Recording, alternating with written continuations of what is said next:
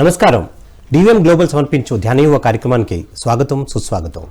మనం ప్రతి ఎపిసోడ్లో యువత గురించి మాట్లాడుకుంటున్నాం. మరి యువత గురించి ఈ ఎపిసోడ్లో మైండ్ పవర్ గురించి మాట్లాడుకుందాం. అసలు ఈ మైండ్ పవర్ అంటే ఏంటి, మరి యువతల్లో మైండ్ పవర్ అన్నది ఎంత ఉపయోగం, అలాగే ఇమోషన్స్ అంటే ఏంటి, అలాగే చాలామంది యువతలో లేజీగా ఉంటూ ఉంటారు, ఆలస్యంగా పనులు చేస్తూ ఉంటారు. మరి ఈ ఉన్న లక్షణాల నుంచి బయటకు ఎలా పడాలి, ఇవన్నీ అంశాలు మాట్లాడడానికి మనతో పాటు ఉన్నారు సీనియర్ అకాడమీ మాస్టర్ రాఘవేంద్రరావు గారు. మరి ఆయనతో మాట్లాడుకుని ఇవాల్టి టాపిక్ గురించి తెలుసుకుందాం. నమస్తే సార్. నమస్తే sir. Welcome to the show. Thank you sir. చాలా అద్భుతమైన టాపిక్, చాలా యువతకి చాలా అవసరమైన టాపిక్ కూడా మైండ్ పవర్ అన్నది. సో ఫస్ట్ ఆఫ్ ఆల్ ఈ మైండ్ పవర్ అంటే ఏంటి సార్?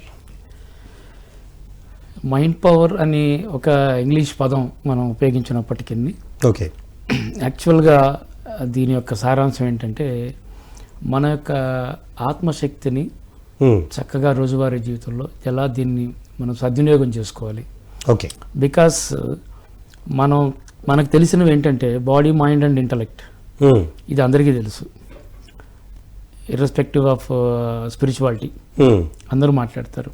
అయితే వీటికి ఎనర్జీ ఎక్కడి నుంచి వస్తుంది అని అంటే మన ఇన్ఫైనైట్ పవర్ అయినటువంటి సోల్ ఎనర్జీ నుంచి వస్తుంది ఇది. సో మనము ఈ అన్లిమిటెడ్ అయినటువంటి ఈ సబ్కాన్షియస్ మైండ్ పవర్ని మనం ట్యాప్ చేయడం కనుక తెలిస్తే, అది యూత్ కావచ్చు, మీరు కావచ్చు, నేను కావచ్చు, ఇంకొకరు కావచ్చు, ఎవరైనా సరే, ఇది common principle for everybody who want to get succeed in their life in any direction. Okay, ఇది తప్పనిసరి అంశం. సో ఇది మూల సూత్రం, ఇది మారదు. సో ఈ ఆత్మశక్తి నుంచే ఈ మూడు కూడా ఎనర్జైజ్ అవుతాయి, మీ బాడీ, మైండ్ అండ్ ఇంటలెక్ట్ ఏదైనా సరే. ఓకే, సో ఇది మూల సిద్ధాంతం ఇది.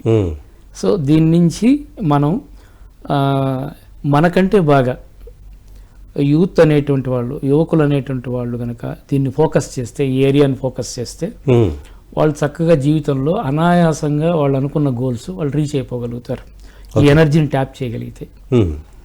సో ఇది సూక్ష్మంగా. ఓకే, సో మీరు అన్నారు అంటే లక్ష్యాలు అనేసి ఒక పదాన్ని వాడారు. అంటే యువతలు వాళ్ళకి లక్ష్యాలు ఏంటి అనేది ఎలా తెలుసుకోవాలి, అదొక ఫస్ట్ క్వశ్చన్. తర్వాత ఆ లక్ష్యాలని ఎలా సాధించాలంటారు, ఇదే రెండో క్వశ్చన్. Okay sir. ఇప్పుడు లక్ష్యము అని అంటే ఖచ్చితంగా అది ఫ్యూచర్కి సంబంధించిన విషయం. ప్రతి యువకుడికి కొన్ని ఆశలు ఉంటాయి. ఎందుకనంటే వాళ్ళ నాన్నగారు ఎంత కష్టపడితే ₹1 వస్తుందనే విషయం ప్రతి ఒక్కరికి తెలుసు, తెలియకుండా ఏం పోలేదు. కానీ ఎప్పుడైతే నేను ఇంతకంటే మంచి లైఫ్ లీడ్ చేయాలి, నేను ఇంతకంటే మంచి ఇంట్లో ఉండాలి, నేను ఇంతకంటే మంచి గుడ్డ కట్టుకోవాలి, ఇంతకంటే మంచి భోజనం చేయాలి, ఇంకొంచెం ముందుకు వెళ్ళి, ఎంతో కష్టపడుతున్నారు నా పేరెంట్స్, వాళ్ళని ఇంకొంచెం నేను బాగా చూసుకోవాలి, ఇలాంటి ఆలోచనలు ఎప్పుడైతే బయలుదేరుతాయో అప్పుడు నెమ్మదిగా లక్ష్యం కాంక్రీట్ అవుతుంది. అంటే నేనేం చేయాలి, బాగా వ్యాపారం చేస్తాను, లేకపోతే ఉండే వ్యవసాయం ఇంకా చక్కగా మా నాన్నకంటే బాగా చేస్తాను, లేకపోతే నాకు చదువు నా చేతిలో ఉన్న ఆయుధం, వేరే ఆస్తులు లేవు కాబట్టి ఈ చదువు ద్వారా తప్పితే నాకు వేరే మార్గం లేదు అనే దాని మీద ఫోకస్ చేయగలుగుతాడు. ఎప్పుడంటే తనకి లక్ష్యం కనుక క్లియర్గా ఉంటే, ఇంతకంటే బాగా జీవించాలని ఉండాలి కోరిక, ఇంతకంటే హ్యాపీగా ఉండాలి, నలుగురిలో గౌరవంగా ఉండాలి, ఇదే గ్రామంలో నేను అందరి దగ్గర శభాష్ అనిపించుకోవాలి, వీలైతే అందరికీ నేను సాయం చేయగలిగేటువంటి స్థితిలో ఉండాలి. ఇట్లాంటి చక్కని ఆలోచనలు ఎప్పుడైతే రావడం మొదలవుతుందో లక్ష్యం ఏర్పడుతుంది. ఆ లక్ష్యం ఎప్పుడైతే ఏర్పడుతుందో ఇక ఆటోమేటిక్గా మొట్టమొదట ఉండాల్సింది ప్రతి ఒక్కళ్ళకి లక్ష్యమే. వాళ్ళ జీవితం పట్ల వాళ్ళకి లక్ష్యం ఉండాలి. అఫ్ కోర్స్ ప్రాపంచిక లక్ష్యాలు అందరికీ ఉంటాయి, బాగా డబ్బు సంపాదించాలి, మరి స్థిమితంగా ఉండగలగాలి, సంపాదన విషయంలో రేపటి గురించిన దిగులు లేకుండా ఉండాలి, ఇవన్నీ అందరికీ ఉంటాయి. అయితే ప్రతి యువకుడికి కూడా ఒక మంచి అవకాశం ఏంటనంటే, తను చదువుకున్న సమయంలోనే ఈ లక్ష్యం కనుక బలంగా ఏర్పడితే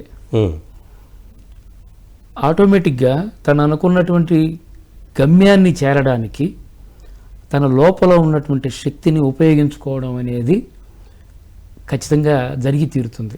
ఓకే, లక్ష్యం లేని మనిషి తెగిన గాలిపటం రెండు ఒకటే అంటారు పెద్దలు. ఉమ్. ఈ తెగిన గాలిపటం ఎక్కడికైనా వెళ్ళి ఏ ముళ్ళ కంపల్లో అయినా అది చినిగిపోవచ్చు. ఎస్.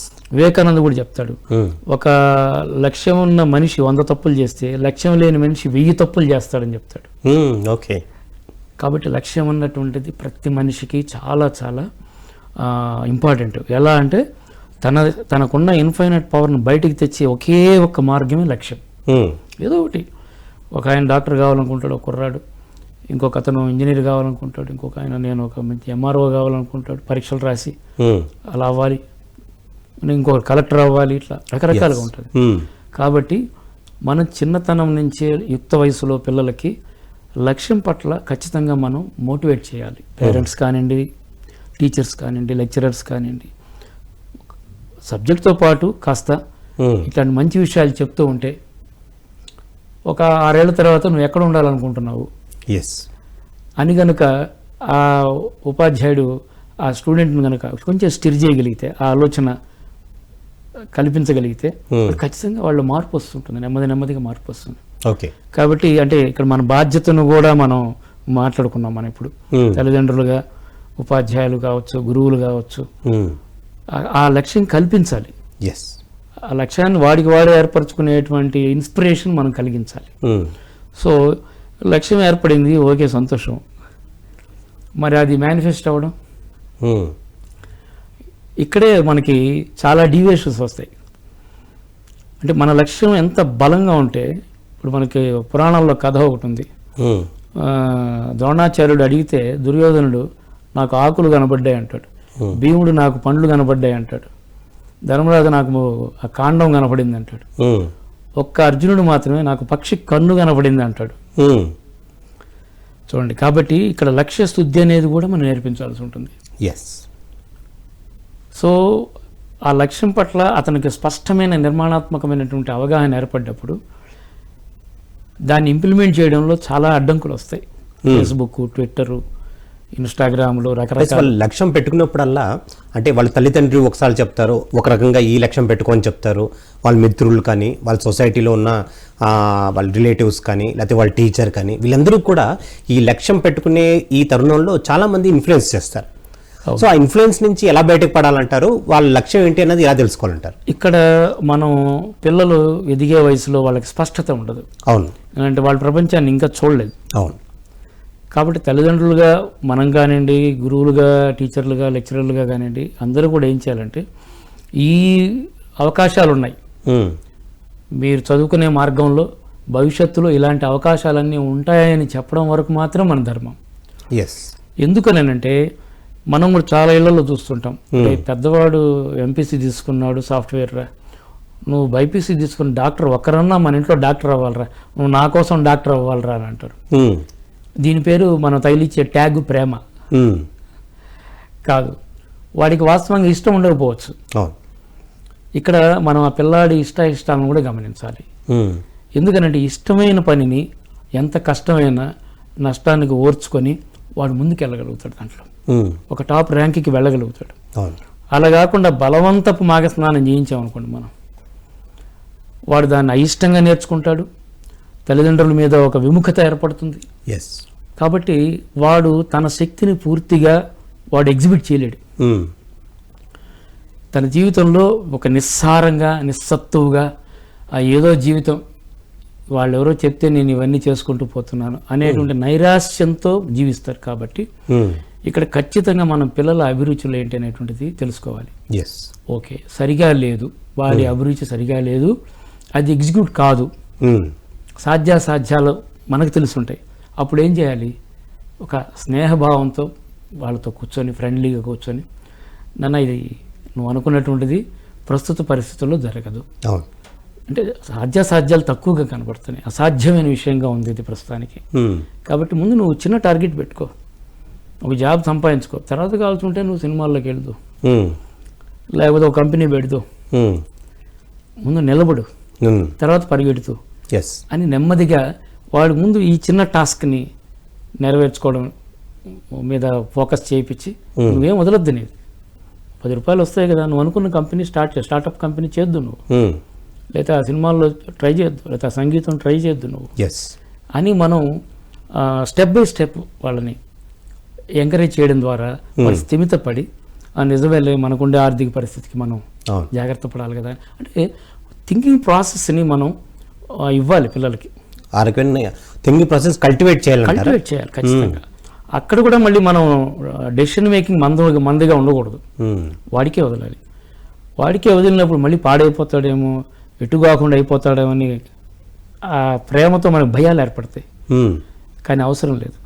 ఎప్పుడైతే మనం స్వేచ్ఛను ఇవ్వడం మొదలుపెట్టామో బాధ్యత అనేది వాడికి ఏర్పడుతుంది.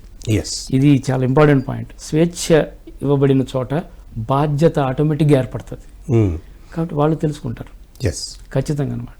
సో ఈ లక్ష్యం ఎప్పుడైతే ఆయనకి ఏర్పడిందో కాంక్రీట్గా, ఇక దాన్ని నెరవేర్చుకోవడం కోసం మొదట్లో ఉత్సాహంగా, ఆవేశంగా, చక్కగా, బుద్ధిగా చదువుతారు, లేదా ఆ ఆట నేర్చుకుంటారు, ఆ సంగీతం నేర్చుకుంటారు, ఆ డాన్స్ నేర్చుకుంటారు. అందులో నెంబర్ 1 అవ్వాలి కాబట్టి ఈ మధ్యలోనే చాలా చాలా అడ్డంకులు వస్తాయి వాళ్ళకి. ఈ అడ్డంకులు అని మనం అంటున్నాం వాస్తవంగా, కానీ ఎవరికైతే లక్ష్యం ఉంటుందో వాడికి ఇవి అడ్డంకులు కాదు, ఇవి అనవసరపు విషయాలు. ఇవి ఇది నా లక్ష్యానికి పనికొస్తుందా అనే విచక్షణ లక్ష్యం బలంగా ఉన్నప్పుడు అండి నేను చెప్పేది. లక్ష్యం స్ట్రాంగ్గా ఉంది, నాకు రెండోది లేదు, నేను డాక్టర్ అయ్యే తీరాలి, నేను క్రికెటర్ని అయ్యే తీరాలి అనే లక్ష్యం ఉన్నవాడికి ఇక ఇవన్నీ కూడా అనవసరపు విషయాలే. నేను ఒకసారి చదివాను, ఒక యువ రాజుగారు, అప్పుడే రాజు అవుతాడు ఆయన, ఆయన ఆస్థానంలో 95 సంవత్సరాల వయసు ఉన్నటువంటి ఒక కత్తులు తయారు చేసేటువంటి నిపుణుడు ఉంటాడు. ఒక చైనీస్ కథ ఇది. ఓకే. ఈ కొత్తగా రాజు అయినటువంటి కుర్రాడు అడుగుతాడు, మీరు ఈ వయసులో కూడా ఇంత పదునుగా, ఇంత పర్ఫెక్ట్గా మీరు కత్తులు ఎలా చేయగలుగుతున్నారు అని అడుగుతాడు. అప్పుడు ఆయన ఒకే మాట చెప్తాడు, నేను నా వృత్తిలో కత్తుల గురించి ఆలోచించాను, కత్తుల గురించే మాట్లాడాను, కత్తులు చేయడం మీదనే నా మనసు నిమగ్నం చేశాను, ఇంతే అంటాడు. ఓకే, ఇదే నా సక్సెస్కి కారణం అని చెప్పాను అంటాడు. కాబట్టి నాకు తెలిసినంత వరకు నిజంగా లక్ష్యం కనుక స్పష్టంగా ఉంటే, బలంగా పాతుకుంటే, ఈ అడ్డంకులు స్నేహితులు కావచ్చు, ఆటలు కావచ్చు, లేకపోతే మరి ఈ ప్రసార మాధ్యమాలు కావచ్చు, ఇవన్నీ అడ్డంకులు కావు, ఇవన్నీ ఇబ్బందులు కావు. వాటిని ఎక్కడి వరకు ఉంచుకోవాలో అక్కడి వరకే ఉంచుకొని తన గమ్యం వైపుకు తను ఖచ్చితంగా వెళ్ళగలుగుతాడు. అయితే దీంట్లో ఉపయోగపడే మరో ముఖ్యమైన విషయం ఏంటంటే సేఫ్ సైడ్. ఇది ఏంటంటే ఆ యువకుడు ఏం చేయాలనంటే తనలాంటి లక్ష్యం ఉన్నటువంటి వాళ్ళతోనే సావాసం చేయాలి. ఇది చాలా ఇంపార్టెంట్. ఓకే, మనకి కబడ్డీ ఆట రావాలనంటే కరాటే వచ్చిన వాడితో సావాసం చేస్తే కబడ్డీ రాదు కదా. అవును. అట్లా మనం కూడా ఏంటంటే ఈ యువకులు చక్కగా తను అనుకున్న లక్ష్యం చేరాలని అంటే ఇంకొక లక్ష్యం ఉన్నటువంటి వాడు, ఇంకో లక్ష్యం ఉండొచ్చు, వాడు డాక్టర్ అవ్వచ్చు, కానీ లక్ష్యం ఉండేటువంటి వాళ్ళతో సావాసం చేయాలి.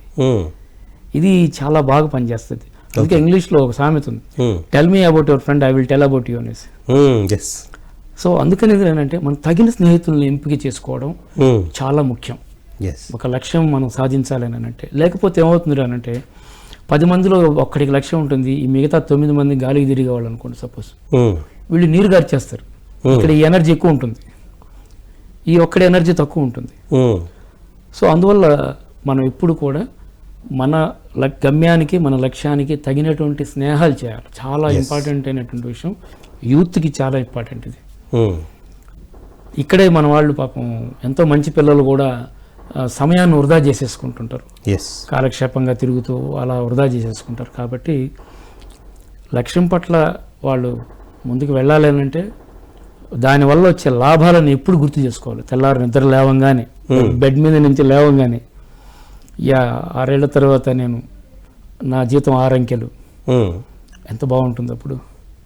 మా నాన్నకి మంచి డ్రెస్ తీసేయగలను, మా అమ్మకి అన్ని చేయగలను నేను.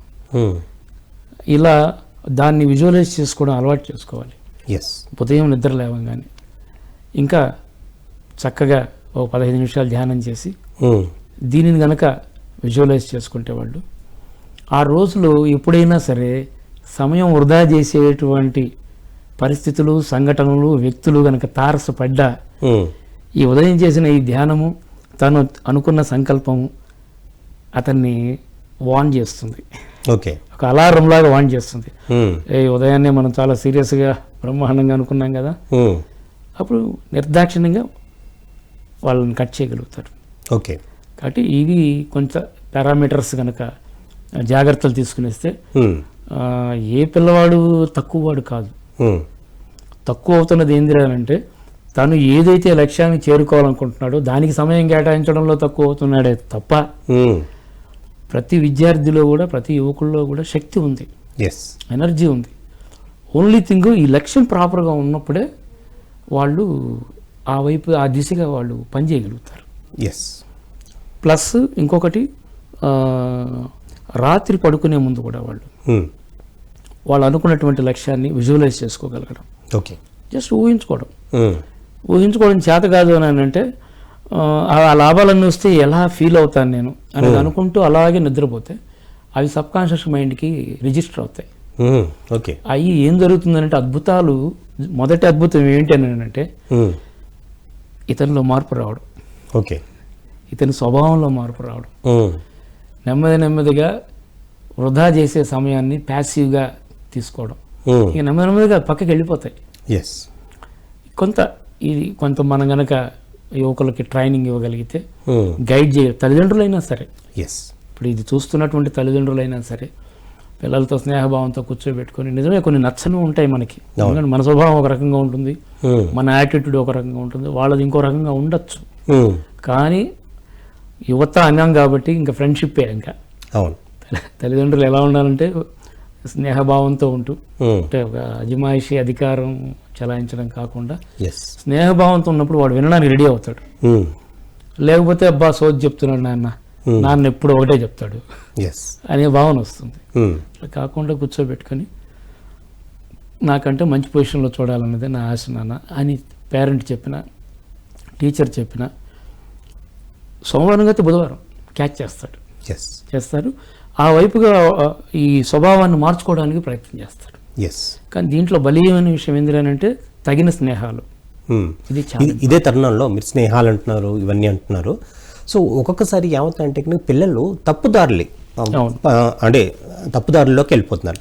అంటే ఒక సిగరెట్ అని కానీ, లేకపోతే ఒక ఆల్కహాల్ అని, ఈ మధ్యన డ్రగ్స్ కూడా చాలా దీంట్లోకి వస్తున్నాయి. సో ఇలాంటి చెడు అలవాటు నుంచి, అంటే వాళ్ళు చూసే ఫిల్మ్స్ అవ్వచ్చు, ఫిల్మ్స్లో కూడా హీరో కనుక సిగరెట్ తాగి ఒక చేత్తో ఏంటి విస్కీ బాటిల్ పట్టుకుని ఉంటేనే అది హీరో కింద పరిగణనలోకి తీసుకుంటున్నారు. సో ఇలాంటి సోషల్ మీడియా అవ్వచ్చు, మనకి టీవీలో, ఛానల్స్లో, ఫిలిమ్స్లో వాటిలో ఇవే 10 సార్లు చూపించేసరికి వాళ్ళు చూసేసరికి ఓహో ఇవి వాళ్ళు హీరో చేస్తారు కాబట్టి మనం కూడా చేస్తే కరెక్టు అన్నది వాళ్ళ మైండ్లో రిజిస్టర్ అయిపోతుంది. సో ఇలాంటి బ్యాడ్ హ్యాబిట్స్ నుంచి మరి ఇవాల్టి యువత ఎలా బయటపడాలంటారు? వీటికి పరిష్కారం ప్రేమ. ఈ ప్రేమ ఎక్కడి నుంచి అందాలి అని అంటే మొట్టమొదటి తల్లిదండ్రుల దగ్గర నుంచి అందాలి. రెండవది గురువులు. బికాస్ ఒక స్టూడెంట్కి లేదా ఒక యువకుడికి తల్లి వేరే, తండ్రి వేరే. కానీ గురువు అలా కాదు, టీచర్ లెక్చరర్ అలా కాదు. Mother plus father is equal to teacher. 2 పాత్రలు పోషించాల్సి ఉంటుంది. కాకపోతే ఇవాళ మనం ఒక ఆర్థికపరమైనటువంటి అంశాలను దృష్టిలో పెట్టుకొని పిల్లలకు చదువులు చెప్పించడం, ఈ ర్యాంకుల కోసం పోటీ పడడం అనేటువంటిదే కాకుండా ఖచ్చితంగా తల్లిదండ్రులు అన్నటువంటి వాళ్ళు మరి ఆ యొక్క విద్యా మోరల్ వాల్యూస్ కూడా వాళ్ళు ఖచ్చితంగా కల్టివేట్ చేయాలంటారా? ఖచ్చితంగా చేయాలి, తప్పదు. రిక్వెస్ట్ చేసి ఆ కరస్పాండెంట్ను, ఆ ప్రిన్సిపాల్ను రిక్వెస్ట్ చేసుకొని, ఏమక్కర్లేదు, నెలకొకసారి వెళ్ళి ఆ ప్రిన్సిపాల్ని కలుస్తూ ఉంటే చాలు, వీడు అలర్ట్ అవుతాడు. ఏదైనా చెడు స్నేహాలు చేయాల్సి వచ్చినా కూడా ఎవరో ఒకరు కాలేజీలో ప్రిన్సిపాల్కో లెక్చరర్కో చెప్తారు అనేటువంటి భయం వస్తుంది ముందు. ఇది రాంగ్ మెథడ్ అయినప్పటికీ భయం కూడా మంచిదే, కొంతవరకు మంచిది అనమాట. అదంటారు భయమైనా ఉండాలి, భక్తి అయినా ఉండాలంటారు. ఆ దారిలో, ఆ తరుణంలో చెప్తున్నారు అట్లా అనమాట. సో అంటే ఒక విషయం అర్థమవుతుంది వాడికి, నా పట్ల కేరింగ్ ఉంది, పేరెంట్స్కి, లెక్చరర్స్కి, నా శ్రేయోభిలాషులకి కేరింగ్ ఉంది అనేటువంటి టైం స్పేర్ చేయడం ప్రధానంగా. ఇవాళ ఎప్పుడో ఉదయం తల్లి ఒక పక్క ఉద్యోగానికి వెళ్తుంది, తండ్రి ఇంకో పక్క ఉద్యోగానికి వెళ్తున్నారు, వీళ్ళు ఎక్కడ తిరుగుతున్నారో కూడా తెలియదు, వాళ్ళ పేరెంట్స్కి తెలియదు. సో కనీసం వారంలో ఒక రోజైనా అందరు కలిసి ఒక చోట కూర్చోవడం, ఏంటి నీ కాలేజీలో ఎలా ఉంది పరిస్థితులు అని అడగడం, నీ పాప నీ స్కూల్లో ఎలా ఉంది పరిస్థితులు అని అడగడం, టైం స్పేర్ చేయడం. అంటే ఆ ఫ్యామిలీ అనేటువంటి ఆ అనుబంధం గనక బలంగా ఉంటే ఇలాంటి వాటన్నిటిలో నుంచి నెమ్మదిగా బయటపడిపోవచ్చు. అంటే ఇదే ఫ్యామిలీ సిస్టంలోనే సార్ ఏమవుతుందంటే కొన్నిసార్లు భార్య భర్త ఇద్దరు కూడా గొడవలు పడుతూ ఉంటారు ఏదో రకంగా. మీరు అన్నట్టుగా ఇద్దరు జాబ్ చేస్తూ ఉంటే ఏదో అంటే వీళ్ళు పొద్దున్న వెళ్తారు, వీళ్ళు రాత్రి ఉంటారు, వీళ్ళు రాత్రి వెళ్తారు, రాత్రి వస్తారు, ఏదో సందర్భంలో ఏదో గొడవలు పడుతూ ఉంటారు. ఆ గొడవ పడడం అన్నది కూడా వీళ్ళు ఒక ఫ్యామిలీ యూనిట్ లో ప్రతిస్పర్ధలకి కారణం, దాని ఇంపాక్ట్ ఈ పిల్లల మీద పడుతుంది. సో ఇలాంటి పిల్లలే నాకు తెలిసి అంటే నేను అనుకోవడం ఈ ఆల్కహాల్ కని సిగరెట్లు కని చెడు స్నేహాల వైపు వెళ్తున్నారేమో అని కూడా నాకు అనిపిస్తుంది సార్. అది ఒక యాంగిల్ మీరు చెప్పింది, అది కూడా ఒక బలమైనటువంటి రీజన్ అది. సో ఇక్కడ తల్లిదండ్రులకి కూడా కొంత గైడెన్స్ అవసరం. ఏదైనా వాళ్ళిద్దరి మధ్యలో ఉండేటువంటి విషయాన్ని 4 గోడల మధ్యలోనే ఉంచుకొని పిల్లల దగ్గర ఎక్స్ప్రెస్ చేయకుండా ఉండగలిగేటువంటి విఘ్నత తల్లిదండ్రులకు కూడా అవసరమే. కాబట్టి తల్లిదండ్రులకు కూడా ఎవరికైనా ఇలాంటి సందర్భాల్లో మనకి గైడెన్స్ అవసరమైతే కూడా మనం అందించాల్సిన బాధ్యత ఉంటుంది తప్పనిసరిగా అనమాట. ఆ ఇంపాక్ట్ వాళ్ళ మీద పడుతుంది. వాళ్ళప్పుడు ఏంటిది ఇలా ఉన్నారు వీళ్ళే అని చెప్పనేసి బయట ఎక్కడో ఆనందం వెతుక్కుందామని ఇట్లాంటి మీరు చెప్పేటువంటి వ్యవహారాలలో కూడా పార్టిసిపేట్ చేసే అవకాశం ఉంటుంది. సో అక్కడ మిస్ అయితే ఇంకెక్కడ బాధ్యత తీసుకోవాల్సి వస్తుంది అని అంటే పాఠశాలలోనే తీసుకోవాలి. అందుకే తల్లి ప్లస్ తండ్రి ఈక్వల్ టు గురువు. సో ఆ నైతిక బాధ్యతని ఎప్పుడైతే సమాజంలో ఫీల్ అవుతారో పిల్లలు ఇలాంటి దుస్థితి రాదు వాళ్ళకి. ఎందుకంటే వాళ్ళ శరీరం పాడు చేసుకుంటున్నారు, ఆరోగ్యాలు పాడు చేసుకుంటారు. ముఖ్యంగా అనవసరపు ఉద్రేకాలన్నీ విశృంఖలంగా బయటకు రావడం జరుగుతుంది.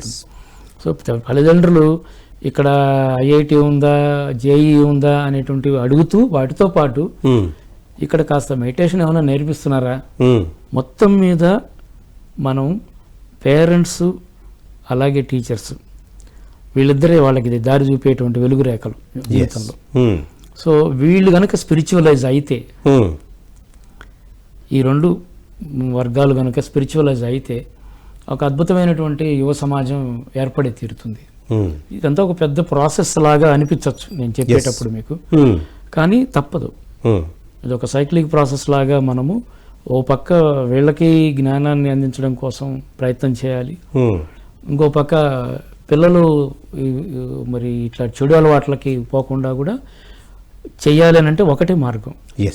బ్లైండ్గా అయినా సరే కొంచెం రిక్వెస్ట్ చేసుకొని అయినా సరే మనం అన్ని చోట్ల ధ్యానం వచ్చేటట్టు చూడాలి. బికాజ్ ఎప్పుడైతే వాడు ధ్యానం చేయడం మొదలు పెడతాడో నెమ్మదిగా వాడికి ఒక అద్భుతమైనటువంటి వరం వస్తుంది. వాడికి శక్తి ఏంటంటే ఇంద్రియ నిగ్రహం. ఆ ఇంద్రియ నిగ్రహం అనేటువంటిది ఎప్పుడైతే వస్తుందో మరి ఆవేశాలు తగ్గుతాయి, బలహీనతల మీద పట్టు వస్తుంది. ఆ అలవాటును హ్యాపీగా వదలగలుగుతాడు. నాకు బాగా గుర్తు, ఒక 15 ఏళ్ల క్రితం ఒక ఆయన పెద్ద ఆయన వచ్చాడు, 40 years అట్లా ఉంటాయి. సార్ ధ్యానం చేస్తే సిగరెట్ మానేయచ్చా అని అన్నాడు. నేను ఇది మానలేను కాబట్టి ధ్యానానికి మీరు రావటం లేదు సార్ నేను అన్నాడు. సరే సార్ మీకుండే జీవితాన్ని అలాగే ఉంచుకోండి, కానీ ధ్యానం ముందు అలవాటు చేసుకోండి. అట్లా అతను 1 సంవత్సరం తర్వాత మళ్ళీ కనబడ్డాడు. సార్ ఇంతకుముందు నేను 6 ప్యాకెట్లు తాగేవాడిని, ఇప్పుడు 3 ప్యాకెట్లకు వచ్చాను సార్ అన్నాడు. రెగ్యులర్గా ధ్యానం మాత్రం వదలటం లేదు సార్, దానివల్ల చాలా హాయిగా ఉంది సార్, షాప్లో కూడా టెన్షన్ లేకుండా వ్యాపారం చేసుకుంటున్నాను సార్, 3 ప్యాకెట్లు అయింది సార్. మళ్ళీ ఇంకొక 6 నెలల తర్వాత వచ్చాడు, పెళ్లిలో ఎక్కడో కనబడ్డాడు. కనబడి అది పనిగా చూసి దూరం నుంచి వస్తున్నాడు నా దగ్గరికి వచ్చి, సార్ 1 ప్యాకెట్ అయింది సార్ ఇప్పటికి అని అన్నాడు. అంటే ఇది ఒక బెస్ట్ ఎగ్జాంపుల్ అనమాట. అతను రెగ్యులర్గా ఎప్పుడైతే మనం ధ్యానం చేయించగలిగితే పిల్లల చేత, ఈ సిలబస్ అయిపోతుందని ఎక్స్ట్రా క్లాసులు ఎలాగైతే మనం తీసుకొని పిల్లలకి చెప్తామో, నేను కూడా టీచర్ని, ఎలాగైతే చెప్తామో అదే ఇంటెన్షన్తో కనుక ప్రతిరోజు 15 నిమిషాలు మనం కనుక పిల్లల చేత ఇంట్లో కానీ బడిలో కానీ ఎక్కడో గుళ్ళో కానీ ఎక్కడో చోట 15 నిమిషాలు కనుక ధ్యానం చేయించగలిగితే ఖచ్చితంగా వాళ్ళ సంస్కారాలలో మార్పు వస్తుంది. ఎంత ఆవేశాలైనా నెమ్మదిగా అవి తగ్గుముఖం పట్టడం జరుగుతుంది. ఉమ్, కాబట్టి మనం చెడుదారి పట్టాలని వాడిని అనడానికి లేదు, వాడికి తెలియదు జీవితం, అవును. వాడు ఇంకా మొక్కే, ఉమ్, వాడికి ఏం తెలియదు, ఇలా పోతే నష్టపోతాననేటువంటి విషయం కూడా తెలియదు వాడికి. ఎస్, ఇలా పోతే లాభపడతామనే విషయం పట్ల కూడా స్పష్టత చాలా మందికి ఉండదు, అవును, చాలా మందికి ఉండదు. అవును. అందుకే చూడండి, అయితే ఫెయిల్ అయ్యే వాళ్ళ సంఖ్య తక్కువ ఉంటుంది, టాప్ రేంజ్కి వెళ్ళే వాళ్ళ సంఖ్య తక్కువ ఉంటుంది, ఉమ్, మిగతా వాళ్ళందరూ మధ్యలోనే ఉంటారు. ఉమ్, మిగతా వాళ్ళందరూ మధ్యలో ఉంటారు, వీళ్ళకి స్పష్టత లేదు ఇక్కడ. అవును.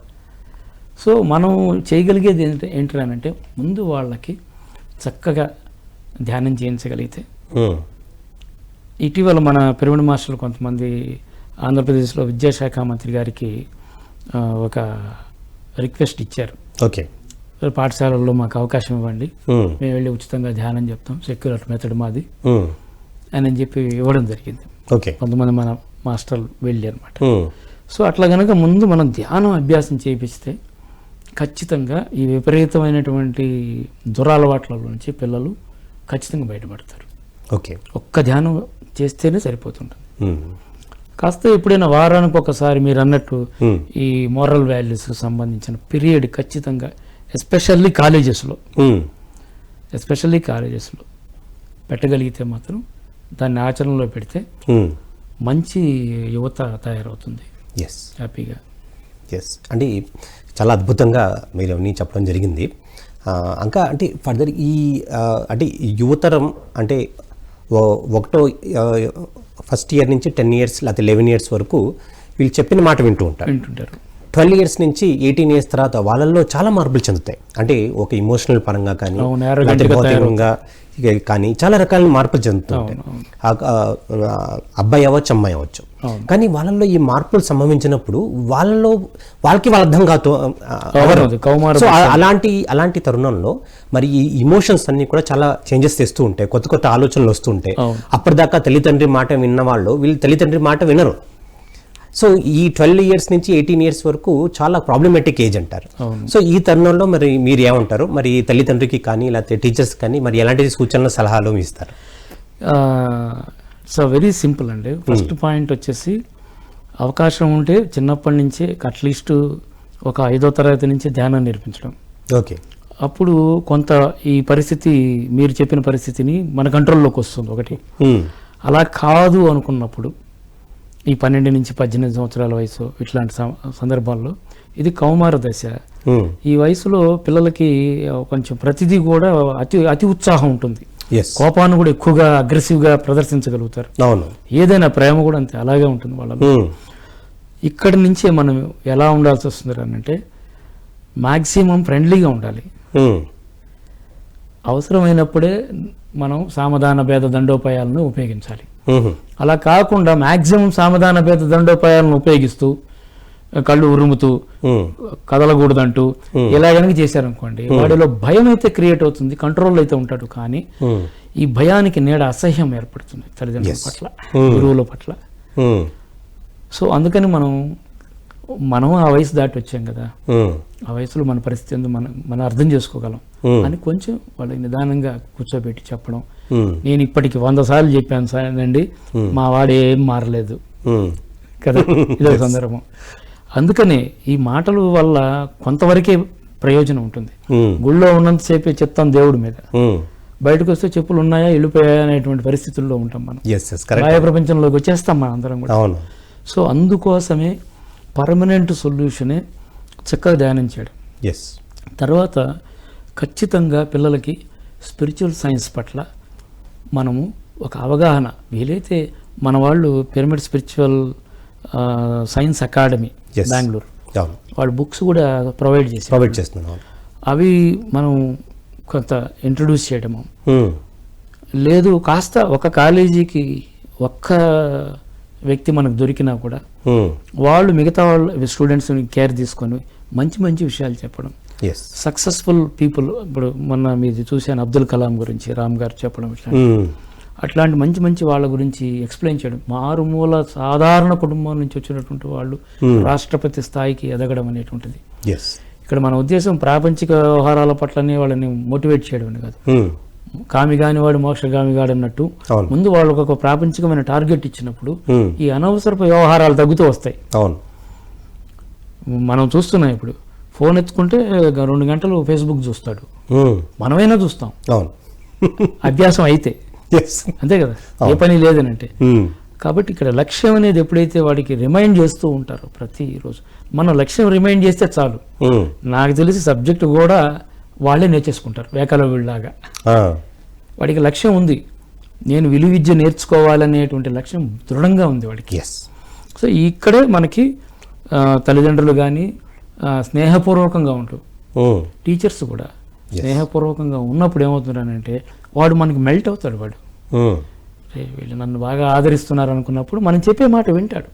ఉమ్, ఎప్పుడు అని అంటే చేయి దాటిపోయినప్పుడే దండం దశగుణం భవేత్ అని దానికి పోవాలి తప్పితే, ఉమ్, మొదటి నుంచే మనం మన ఈగో సాటిస్ఫాక్షన్ కోసం లేదా మన పెద్దరికాన్ని కాపాడుకోవడం కోసం కర్ర వాడడం మొదలుపెట్టామనుకోండి, అవును. దూరం ఏర్పడుతుంది. ఉమ్, ఎందుకంటే కర్రతో కొట్టేటప్పుడు ఈ కర్రకి మనకి వాడికి దూరం ఎలా ఉందో మన మనసుకి వాడి మనసుకి కూడా దూరాలు పెరిగిపోతూ ఉంటాయి. ఎస్. ఇది కొంచెం మనం అర్థం చేసుకొని ఖచ్చితంగా ఇక్కడ చాలా ఓర్పు కావాలి మనకి. ఉమ్, ఇంకొక మనసుని అర్థం చేసుకునేంతటి మనసు మనకు ఉండాలి. ఉమ్, మనకు కొన్ని ఎక్స్పెక్టేషన్స్ ఉంటాయి, టీచర్లకి పేరెంట్స్కి ఉమ్, కొన్ని ఎక్స్పెక్టేషన్స్ ఉంటాయి, వీడు ఎలా నడుచుకోవాలి, వీడికి ఇన్ని మార్కులు రావాలి, ఇవన్నీ ఉంటాయి. కానీ అవి పోవడానికి కారణాలు ఏంటి, ఉమ్, వాడు ఎక్కడ ఇబ్బంది పడుతున్నాడు, వాడు ఎందుకు దాని మీద ఫోకస్ చేయలేకపోతున్నాడు, ఎస్. వాడి అటెన్షన్ ఎక్కడ డిస్ట్రాక్షన్ అవుతోంది ఉమ్, అని ఆ వైపుగా గనక మనం ఆలోచించగలిగితే, ఒక డాక్టర్ ఎలాగైతే ఈ రోగం ఎందుకు వచ్చిందనే దాన్ని గమనించి ఉమ్, దానికి తగ్గ వైద్యం చేయాలని ట్రై చేస్తాడు వైద్యుడు, ఎస్. అలాంటి అది చేయాలంటే మనలో ఎంతో ఓర్పు ఉండాలి, ఉమ్, ఎదుటి మనిషి పట్ల ప్రేమ ఉండాలి, కరుణ ఉండాలి. ఉమ్, అది ఇంకల్కేట్ అంతే తప్పితే ఇదేదో ప్రాక్టికల్గా మాత్రం జరగదు. ఉమ్, హృదయం లోపల నుంచి రావాలి. ఇంకొక హృదయాన్ని తయారు చేయాలంటే ఉమ్, మనం హృదయం ఉన్న మనిషిగా ఉన్నప్పుడే మనం చేయగలుగుతాం. ఎస్. నేను డబ్బులు కట్టేశాను లేకపోతే నేను చెప్పేశాను పాఠం అనేది అంటే అవ్వదు. ఉమ్, ఖచ్చితంగా మనమే బాధ్యత తీసుకోవాలి. మనం కాకపోతే ఎవరు తీసుకుంటారు వాళ్ళ పట్ల. అవును. అందుకని మనం అడగాల్సింది కూడా, మనం రిక్వెస్ట్ చేసుకోవాల్సింది కూడా ఏంటంటే ఉపాధ్యాయుల్ని కానీ మనం, అయ్యా కాస్త ధ్యానం నేర్పించండి, కాస్త మంచి విషయాలు చెప్పండి పిల్లలకి, ఒక్క పీరియడ్ పెట్టండి అక్కడ మంచి మంచి విషయాలు పెట్టండి. ఉమ్, ఐఐటి రాకపోయినా పర్వాలేదు, అవును. వాడు మంచి మనిషిగా తయారైతే చాలు మనకి ఉమ్, అని ముందు తల్లిదండ్రులు కనుక టైం స్పేర్ చేయగలిగితే. ఎస్. ఎందుకంటే పిల్లలే మన ఆస్తి, ఉమ్, డబ్బులు ఆస్తి కాదు, ఎస్. భవనాలు ఆస్తి కాదు, ఉమ్, నగలు కాదు, పిల్లలే ఆస్తి. ఎస్. టీచర్కైనా స్టూడెంట్సే ఆస్తి, వాళ్ళని చూసుకొని హ్యాపీగా గడుపుతాడు రోజంతా. ఉమ్, కాబట్టి ఇక్కడ పిల్లల కంటే కూడా పెద్దవాళ్ళ అయినా మనకే బాధ్యత ఉంటుంది. ఉమ్, సో దీనికి ఒకటే మార్గం, చక్కగా ధ్యానం చేయించడం. రెండోది మోరల్ సైన్స్కి సంబంధించినటువంటి మంచి విషయాలు అప్పుడప్పుడు వాళ్ళ చెవుల్లో వినిపిస్తూ ఉండాలి. ఎస్. వినిపిస్తుంటే ఎక్కడో చోట ఎవరో ఒకరు ప్రేరణ పొందుతారు, ఉమ్, వాళ్ళు ముందుకు వస్తారు. వాళ్ళని చూసి నెమ్మదిగా మిగతా వాళ్ళు కూడా రావడం మొదలవుతారు. ఉమ్, సో ఇలా కాకుండా మనం ఎంత వాళ్ళని విమర్శించినా చెడిపోతున్నారు అన్న, నిజమే చెడిపోతున్నారు, కరెక్టే. బాగుపడడానికి మనం ఏం చేస్తున్నాం? కరెక్ట్. ఇప్పుడు ప్రపంచం నాశనం అయిపోతుంది కాబట్టి పత్రి గారు ఆయన ఉద్యోగం వదిలిపెట్టి, సంపాదన వదిలిపెట్టి, సంసారం వదిలిపెట్టి ఆయన మనల్ని బాగు చేయడం కోసం ఆయన ఊరు వాడ తిరిగాడు. ఆయన ఒళ్ళు చూసుకోకుండా ఆయన రోజుకు 3 ఊర్లు తిరిగి, మనకి మన పరిస్థితి అలా ఉంటే ఇంక వాళ్ళ పరిస్థితి ఎలా ఉంటుంది, పిల్లల పరిస్థితి. సో ఎడ్యుకేట్ చేయడమే. అయితే నిర్మాణాత్మకంగా ధ్యానము ప్రతి యువకుడు ఉండే ఇంట్లోకి వెళ్ళాల్సిందే. ఇది ఇప్పుడు అలాగే ప్రతి పాఠశాలలోకి, ప్రతి కళాశాలలోకి వెళ్ళాల్సిందే. ఆ దిశగా మనం కనుక మన పిఎస్ఎస్ మూమెంట్ లాంటి సంస్థలు కనుక ముందుకొస్తే అన్ని కలిసి ఆధ్యాత్మిక సంస్థలు ఇవే చేయాలి పని. ఇంత డీప్గా ఆలోచించడం అనేటువంటిది ఒక ఆధ్యాత్మిక సంస్థలకే సాధ్యపడుతుంది అది. కాబట్టి ఎక్కడ వాళ్ళు అక్కడ, ఏ ఊర్లో ఉండేవాళ్ళు వాళ్ళ ఇంటి పక్కన ఉండే స్కూల్లో కాలేజీకో పోయి ధ్యానం చెప్పడం మనం ఆల్రెడీ చేస్తున్నాం కదా. కనీసం మన పిల్లలు పాఠశాలకు వెళ్ళి మనం ధ్యానం చెప్పడం, చెప్పించడం, ఇలా చేస్తే ఎంత ఆరోగ్యంగా ఉంటారు పిల్లలు. ఇప్పుడు మీరు అన్నటువంటి చెడు అలవాట్లకి బానిసైనటువంటి పిల్లల తల్లిదండ్రులు చెప్పుకోలేని వ్యధ ఎంత అనుభవిస్తుంటారు, ఎంత బాధపడుతుంటారు. కానీ బాధ పరిష్కారం కాదే. సో నిర్మాణాత్మకంగా ఆధ్యాత్మిక సంస్థలే ఒక ఉద్యమంలాగా తీసుకొని ఒక యాక్షన్ పార్ట్లోకి దిగాలి. ఒక టీమ్స్ తయారు చేసుకొని ఎక్కడ వాళ్ళు అక్కడ. ఇప్పుడు మనం ఎట్లాగైతే శాఖాహార ర్యాలీలు, మరి ధ్యాన కేంద్రాలు పెట్టి, వర్క్షాపులు పెట్టి ఇలా చేస్తున్నామో, యువత పట్ల కూడా ఒక కాంక్రీట్ ఫోకస్ని చూపించగలిగితే ఒక నవ సమాజం, యువ సమాజం అద్భుతంగా ఏర్పడుతుంది. హ్యాపీగా తయారవుతారు. మన పాత్ర జాస్తి దీంట్లో. చాలా అద్భుతంగా, అంటే ఓ తల్లిదండ్రి ఒక పాత్ర కానీ, అది టీచర్స్ పాత్ర కానీ ఎంతో అద్భుతంగా విపులీకరించి చెప్పారు. సో ఈ ప్రోగ్రామ్ చూస్తున్న, ఎపిసోడ్ చూస్తున్న వాళ్ళందరికీ కూడా మరి ఎలా వాళ్ళ పిల్లల్ని జాగ్రత్తగా చూసుకోవాలి, ఎలా వాళ్ళ లక్ష్యం వైపు తీసుకెళ్ళాలి అన్నది ఆ దిశలో చాలా మటుకు హెల్ప్ అవుతుంది. అంటే ఇప్పుడు స్కూల్స్లో కూడా చాలా మటుకు ఏంటంటే కాంపిటేటివ్నెస్ అన్నది ఎక్కువ పెరిగిపోయింది. అంటే జపాన్ లాంటి ఆ దేశంలో అక్కడ ఏం చేస్తా అంటే కాంపిటేటివ్నెస్ అన్నది ఉండట. అంటే ఇప్పుడు రన్నింగ్ రేస్ వెళ్ళి అనుకోండి, ఒకటి ఫస్ట్ ప్రైజ్ ఇవ్వడం, సెకండ్ థర్డ్ అనేసి మనం ఇస్తున్నాం. అసలు అందరూ ఒకేసారి పరిగెట్టి అందరికీ తలకప్పు ఇచ్చేస్తే సరిపోతుంది. సో అలాంటి ఒక కాంపిటేటివ్నెస్ మూలంగా అంటే ఫస్ట్ సెకండ్ థర్డ్ వచ్చిన వాళ్ళు చాలా మంచి స్టూడెంట్స్, మిగతా వాళ్ళందరూ పనికిరాని వాళ్ళు అనేసి అన్నట్టుగా ఒక రకంగా మన ఎడ్యుకేషన్ సిస్టమ్ ఆ రకంగా తయారు చేస్తున్నాం అన్నది నాకు వచ్చిన భావన. సో ఈ దిశలో మరి మీరేం సజెస్ట్ చేస్తారు? చాలా సింపుల్. మొట్టమొదట మా అబ్బాయికి చిన్నప్పుడు మార్కులు వస్తే వాడు తీసుకొచ్చి చూపించేవాడు ప్రోగ్రెస్ రిపోర్ట్. 25కు 15, వెరీ గుడ్, కంగ్రాచులేషన్స్, 15 వచ్చాయి నాన్న, ఇంకా బ్యాలెన్స్ 10, ఈసారి ట్రై చేయి అని చెప్పేవాడిని. వాడు కొంచెం ఆగిపోయి అలా ఉండేవాడు, స్తబ్దుగా ఉండేవాడు. అంటే వాడేం ఎక్స్పెక్ట్ చేశాడు, ఆల్రెడీ వాళ్ళ ఫ్రెండ్స్ అంతా ఏం చెప్పారు, మా నాన్న కొట్టాడు, మా నాన్న తిట్టాడు, మా అమ్మ అరిచింది, పక్కింటి ముందర, ఇవన్నీ ఉంటాయి. వీడందుకే 2 రోజుల తర్వాత నాకు తీసి చూపించేవాడు. చూపిస్తే నేను ఎప్పుడు ఇలాగే అన్నమాట. నెక్స్ట్ టైం 18 వచ్చాయి, వెరీ గుడ్ నాన్న, ఇంకా 7, ట్రై చేయి.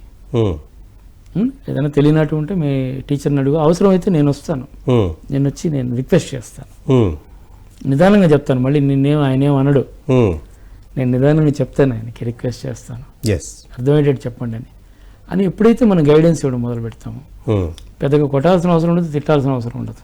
వాళ్ళ బాధ్యత వాళ్ళే తెలుసుకుంటారు. అంటే మనం వచ్చిన మార్కుల్ని ఎంకరేజ్ చేయడం అలవాటు చేసుకుంటే వాడు సాధిస్తున్నటువంటి విజయం 30% అయినా సరే దాన్ని ఎంకరేజ్ చేయడం మొదలు పెడితే వాడు 70% మీద ఫోకస్ చేస్తాడు. ఇక్కడ అప్రిషియేషన్ అనేది చాలా బాగా పనిచేస్తుంది.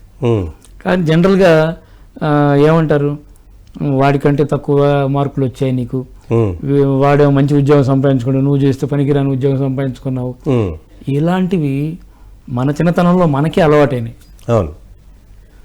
సో అందుకే ముందు తల్లిదండ్రులకు ధ్యానం నేర్పించాలి, తల్లిదండ్రులకు విధిగా ముందు ధ్యానం నేర్పించాలి.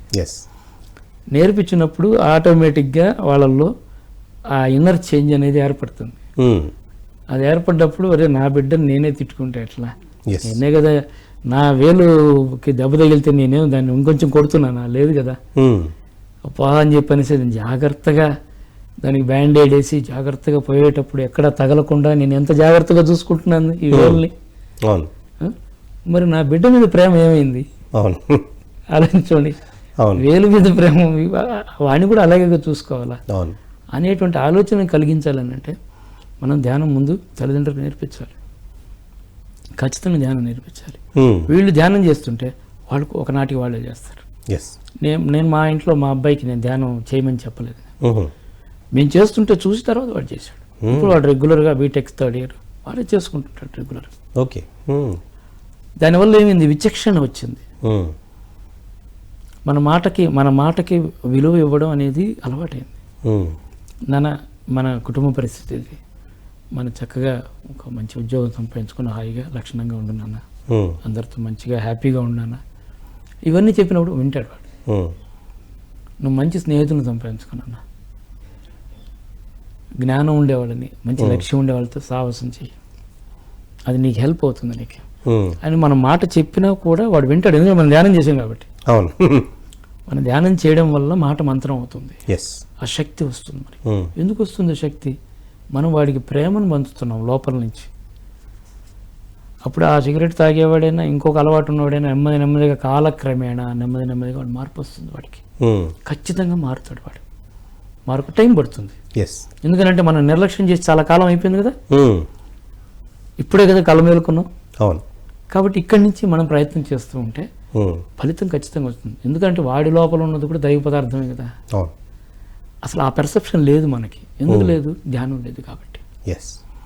ఎప్పుడైతే ధ్యానం చేస్తాం నెమ్మదిగా వాడిని అర్థం చేసుకోవడం ప్రయత్నం చేస్తాం. దీన్నే అంటారు ఎదుటి వాళ్ళ ప్లేస్లో నించొని ఆలోచించడం అనేది. అది ఎప్పుడు వస్తుంది? ఎన్ని పుస్తకాలు చదివినా పాండిత్యం పెంచుకున్నా రాదు. ఒక్క ధ్యానం చేసినప్పుడే మమాత్మ సర్వభూతాత్మ అన్న సత్యం అర్థమవుతుంది. నాలాగే ఎదుటివాడు ఆత్మ పదార్థము. కాబట్టి ఏంటో అతను నేను అర్థం చేసుకోవడం ప్రయత్నం చేస్తాను అనేటువంటి ఆ ప్రేమతత్వం వస్తుంది హృదయం లోపల నుంచి. కాబట్టి ఇదంతా కొంత మనం థియరిటికల్గా మాట్లాడినట్టే అనిపించినప్పటికీ ప్రాక్టికల్గా మనం చేయగలిగేది ఏంటంటే నిర్మాణాత్మకంగా ధ్యానం నేర్పించడమే. ఆ తల్లిదండ్రులు ధ్యానం, నా దగ్గర చాలామంది వస్తారు, మా వాడు మాట వింటంలో ఇస్తారు అంటుంటారు. 20 ఏళ్ళుగా నేను చూస్తూనే ఉన్నాను. వాళ్ళకి నేను ఒకటే చెప్తాను, ముందు మీరు ధ్యానం చేయండి అని చెప్తాను. వాళ్ళ మనసు చివుకుమంట. ఏదైనా టెక్నిక్ ఏదైనా చెప్తాడేమో వాడిని మాయ చేసి మంత్రం చేసి లేదమ్మా, వాడు ఉండే స్థితిని నువ్వు యాక్సెప్ట్ చేయాలి. వాడికి మార్కులు తగ్గే యాక్సెప్ట్ చేయమవుతుంది. ఎందుకంటే వాడి పరిస్థితిని అర్థం చేసుకో. నువ్వు కోరుకున్నంత స్థాయిలో వాడు లేకపోవచ్చు, దాన్ని నువ్వు యాక్సెప్ట్ చేయాలి కదా. నువ్వే యాక్సెప్ట్ చేయకపోతే వాడు లోపల విలవిల్లాడిపోతాడు. వాడు ఆల్రెడీ వాడి అశక్తత ఉంది, వాడు అనుకున్న మార్కులు తెచ్చుకోలేకపోయానటువంటి బాధ వాళ్ళలో ఉంది. దాన్ని అర్థం చేసుకున్న మనిషి లేడు, ఆల్రెడీ బాధపడుతున్నాడు వాడు. మళ్ళీ నీదొక బాధ, అయ్యో వీడికి ఐఐటీలో సీట్ రాలేదు, ఎంబీబీఎస్ సీట్ రాలేదు, నీ బాధ. రెండు మోయాలంటే వాడి వల్ల అవుతుందా? అనేది చాలా మంది స్టూడెంట్లు ఆత్మహత్యలకు కూడా దారితీస్తుంది. అందుకోసమే తల్లిదండ్రులు ఏం కోరుకోవాలి అని అంటే వాడు హ్యాపీగా ఉండాలి. 100 కోట్లు సంపాదించాలి కాదు, వాడు హ్యాపీగా ఉండాలి అనేటువంటి ఆ ఆలోచనతో కనుక తల్లిదండ్రులు గైడ్ చేయడం మొదలు పెడితే ఖచ్చితంగా పిల్లలు మన ఆలోచన అర్థం చేసుకొని, మన ఆశలు అర్థం చేసుకొని నెమ్మదిగా వాళ్ళ ప్రవర్తన మార్చుకుంటారు. అయితే ఇదంతా జరగడానికి బేస్ పాయింట్ మాత్రం ధ్యానం. ఒక ధ్యానం చెయ్యందే వాళ్ళలో ఆ యొక్క పెర్సెప్షన్స్ మారవు, ఆ ఆవేశాలు అదుపులోకి రావు. వాళ్ళ సమయాన్ని పొదుపుగా జాగ్రత్తగా వాడుకోవడం అనేటువంటిది వాడికే వస్తుంది ధ్యానం చేస్తే. ఇవి ఎప్పుడు ఉంటాయి కదరా, ఈ టీవీలు గేమ్స్ ఇవంతా ఉంటాయి, ఎప్పుడు ఉంటాయి కదా. నేను పరీక్షలు మాత్రం ఇప్పుడే కదా, ఇప్పుడు వెంటనే నేను దీని మీద ఫోకస్ చేస్తా, అయిపోయిన తర్వాత అవన్నీ ఆడుకుంటా అనే విచక్షణ జ్ఞానం ఈ ధ్యానం చేయడం ద్వారా, ఈ స్పిరిచువల్ సైన్స్ని అట్లీస్ట్ ఒక పీరియడ్ మనం పిల్లలకి బోధించడం ద్వారా. ఎక్కడా కుదరలేదు, మన ధ్యాన కేంద్రాల్లోని యువతని మనం గ్యాదర్ చేసి వాళ్ళ సమస్యలు అడ్రస్ చేయగలగాలి. ఇక్కడ మనం వాళ్ళకి జీవాత్మ, పరమాత్మ, బ్రహ్మాత్మ అంటే కుదరదు. మీకు మెమరీ పవర్ పెరుగుతుంది, నీవు చదివితే గుర్తుండడం లేదు అన్నావు కదా, మెమరీ పవర్ పెరుగుతుంది, భయం పోతుంది ఫిజిక్స్ అంటే. ఫిజిక్స్ అంటే మ్యాథ్స్ లాజిక్ మిస్ అవుతున్నావు కదా, అది పర్ఫెక్ట్గా ఏర్పడుతుంది నీకు అని ముందు వాళ్ళ సమస్యలను అడ్రస్ చేసేందుకోసం ఈ స్పిరిచువల్ టెక్నాలజీస్ని మనం కొంచెం మాడిఫై చేసి వాళ్ళకి అందించడం. అలా చేసినప్పుడు ఏమవుతుందంటే వాడికి ఎవరో ఆసరా ఉన్నారు, నాకు ఎవరు వస్తున్నారు అక్కడ, నా లోపల సమస్యలు, చెప్పుకోలేని సమస్యలను అడ్రస్ చేయడానికి వాళ్ళు ధ్యానం అనే పేరుతో వస్తున్నారని వాడు వస్తాడు ముందుకి. సో ఫైనల్గా మన ఎపిసోడ్లో మైండ్ పవర్ గురించి మాట్లాడుకున్నాం, మరి ఎన్నో విషయాలు యువత గురించి మేము చెప్పుకున్నాం. సో ఫైనల్గా మీ ఇచ్చే సందేశం ఏంటి మా ప్రేక్షకులకి? ఒక్కటేనండి, ఏ యువకుడు కూడా అసమర్థుడు కాడు. ఒకడు ఎక్కువ ఇంకొకడు తక్కువ అన్నది ఒక అబ్సర్డ్ స్టేట్మెంట్. అది అర్థరహితమైనటువంటి స్టేట్మెంట్. ప్రతి యువకుడు కూడా అత్యున్నతమైనటువంటి అనంతమైన శక్తి కలిగిన ఆత్మ పదార్థమే. కాకపోతే ఒకడు దానిని సద్వినియోగపరుచుకుంటున్నాడు, ఇంకొకడు ఇంకా వినియోగంలోకి తెచ్చుకోవాల్సి ఉంది, అంతే తేడా. అంతే తప్పితే ఏ ఒక్కడు తక్కువ వాడు కాదు. కాబట్టి మనం ఈ పాయింట్ని మనం అర్థం చేసుకొని ఖచ్చితంగా మనం పిల్లలకి వాళ్ళకి ధ్యానం నేర్పించే తీరాలి. ఎలా నేర్పించాలి అని అంటే ధ్యానం నేర్చుకోడు వాడు, ఏం బోర్ ఈ సబ్జెక్టు అని అంటాడు వాడు. అందుకని వాడిని పక్కన కూర్చొని అడగాలి, నీ ప్రాబ్లమ్స్ ఏంటో చెప్పు, నా దగ్గర సొల్యూషన్ ఉంది. అవన్నీ చిటికలో పోతాయి. జస్ట్ ఒక 40 డేస్లో అన్నీ వెళ్ళిపోతాయి ప్రాబ్లమ్స్. నువ్వు హ్యాపీగా నువ్వు అనుకున్న గోల్ రీచ్ అయిపోతావు. మా ఊర్లో నేను ఒక సమయం తీసుకుంటున్నాను. మా ఊర్లో ఒక అబ్బాయి ధ్యానం చేసేవాడు. ఆ అబ్బాయి దివ్యాంగుడు, ఒక కాలు సరిలేదు. ఓకే. ఈ దివ్యాంగులకు ఒలింపిక్స్ జరిపారు. లక్కీగా అతని అదృష్టం బెంగళూరులో జరిపారు. ఇది జరిగి 10 ఏళ్ళు ఏంటుందేమో. ఓకే. బెంగళూరులో జరిపారు. జరిపినప్పుడు ఈ అబ్బాయి రెగ్యులర్గా ధ్యానానికి వచ్చేవాడు. అతనికి ఒకటే చెప్పేవాడు, నువ్వు గెలుస్తావా లేదా కాదు, నువ్వు గెలుస్తాననుకుంటే గెలుస్తావు, ధ్యానం చేసుకుని పో. ఓకే. ఇక్కడ పనిచేసేది నీ సబ్కాన్షియస్ మైండ్ పవర్ పనిచేస్తుంది, నీ ఆత్మశక్తి పనిచేస్తుంది, అది గైడ్ చేస్తుంది. అప్పుడు నీ మైండ్ పవర్ఫుల్గా తయారవుతుంది. నువ్వు ప్రాపర్ డెసిషన్స్ తీసుకుంటావు, నువ్వు గెలుస్తావు. దాని ఏదో అంటారు లిఫ్టింగ్, పవర్ లిఫ్టింగ్ ఇట్లాంటివి అంటారు, అట్లా ఎత్తేటి. ఓకే. వాటిల్లో అతనికి 3వ ప్రైజ్ వచ్చింది. అంటే మొదట గోల్డ్, తర్వాత సిల్వర్, లాస్ట్ బ్రాంజ్, అది వచ్చింది. చాలా మామూలు కుటుంబం వాళ్ళది, సాధారణమైనటువంటి కుటుంబం, పేద కుటుంబం. ఎప్పుడైతే అది వచ్చిందో అతను ఎక్స్పీరియన్స్ చెప్పాడు. అతను ఆ కుర్రాడు, సార్ నాకు భయం వేసింది సార్, అక్కడ ఉండే వాళ్ళందరినీ చూసేసరికి నేను పక్కకి వెళ్ళిపోయి కూర్చొని గంట ధ్యానం చేసుకున్నానంటే, ధ్యానం చేసుకుని పోటీలకు వెళ్ళానండి. నేను ఎలాగైనా నాకు హ్యాపీగా నాకు మెడల్ వస్తుంది అని అనుకుని వెళ్ళాను సార్. నేను చక్కగా నాకు 3వది వచ్చింది. దానివల్ల ఈరోజు రైల్వేలో ఉద్యోగం వచ్చింది సార్. మా తరం అంతా ఒక్క మార్పు వచ్చింది, ఒక పెను మార్పు వచ్చింది, ఒక ఉద్యోగం రావడంతో. అక్కడితో ఆగలేదు ఇవాళ అబ్బాయి. ఆ ధ్యానం అనేటువంటి దానివల్ల ఇవాళ స్పోర్ట్స్ అకాడమీ ఒకటి పెట్టి పిల్లలందరినీ పోగు చేసి వాళ్ళందరికీ ఆటలు నేర్పిస్తున్నాడు, వాళ్ళ కాన్ఫిడెన్స్ పెంచుతున్నాడు. ఆ అంగవైకల్యం అనేది అసలు ప్లస్ అయింది అంటాడు, అది ప్లస్ అయింది. ఎందుకని ఆ బాధతో నువ్వు ధ్యానంలోకి వచ్చావు, ధ్యానం నేర్చుకున్నాడు. ఆ ధ్యానం వల్ల ఆ కాన్ఫిడెన్స్తో ఒలింపిక్స్ దాకా పోయాడు. ఒక్కసారి ఆ విజయం సాధించిన తర్వాత ఉద్యోగం వచ్చింది కదా అని రిలాక్స్ అయిపోలేదు. సమాజానికి నేనేమన్నా చేయాలని చెప్పని ఒక అకాడమీ పెట్టి పిల్లలందరికీ ఫ్రీగానే ట్రైనింగ్ ఇస్తున్నాడు చక్కగా. అంటే చూడండి ఒక వ్యక్తిలో ఎంత మార్పు వచ్చిందో ఒక్క ధ్యానం నేర్పిస్తే. సో మనం అందరం ఆలోచించాల్సింది, మరి ఈ ప్రోగ్రాం చూస్తున్నటువంటి యువకులు కావచ్చు, తల్లిదండ్రులు కావచ్చు, గురువులు కావచ్చు, ప్రేక్షకులు కావచ్చు, మన బాధ్యత ఇది. మనం పిల్లలని, వాళ్ళే ఆస్తి మనకి, వాళ్ళని చూసుకునే మనం జీవిస్తాం, మనం తృప్తిగా జీవిస్తాం మనం. సో ఖచ్చితంగా వాళ్ళకి మనం ధ్యానాన్ని నేర్పించే తీరాలి. దీంట్లో అడ్జస్ట్మెంట్ లేదు. మనం అంటే ఒక పవిత్రమైన బాధ్యతగా భావించి కనీసం మన వీధిలో ఉండే కుర్రాళ్ళనన్నా పోగు చేసి చెప్పడం. మన ఇంట్లోనే ఉంటారు కొంతమంది పిల్లలు, వాళ్ళకి ధ్యానం నేర్పించడం, ఇలాంటి ధ్యానం నేర్పించడం మోరల్ సైన్స్కి సంబంధించినటువంటి మంచి విశేషాలు, వాళ్ళకి ఉత్తేజం కలిగించే విషయాలు. ఇప్పుడు నేను ఎలాగైతే చెప్పాను, ఇలాంటి కుర్రాళ్ళు లైమ్ లైట్లోకి రానటువంటి వాళ్ళు ఎంతోమంది ఉన్నారు, ఎంతోమంది విజయాలు సాధించిన వాళ్ళు. మన దగ్గర కేస్ స్టడీస్ లేవు, ఉంటే గనక ఎంతోమంది ధ్యానం ద్వారా అద్భుతమైన స్థితికి ఎదిగారు. వాళ్ళ ఎమోషన్స్ని బ్యాలెన్స్ చేసుకొని చెడు అలవాట్ల నుంచి బయటకు వచ్చేసి, మీరు అనేటువంటి అలవాట్లు అన్నిట్లో బయటకు వచ్చేసి మంచి వ్యక్తులుగా తయారైన వాళ్ళు ఉన్నారు. కాబట్టి ధ్యానం శరణం గచ్చామి.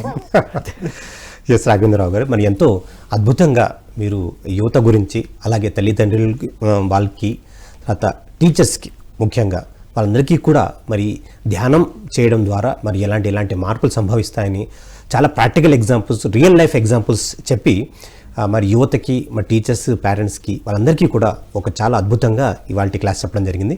మరి ఇంత జ్ఞానం ఇచ్చినందుకు మీకు ఎంత కృతజ్ఞతలు. Thank you sir. Thank you very much. So ఇదండి ఇవాళ ధ్యాన యువ ఎపిసోడ్. ఇంకొక ఎపిసోడ్లో మళ్ళీ కలుసుకుందాం. అంతవరకు సెలవు.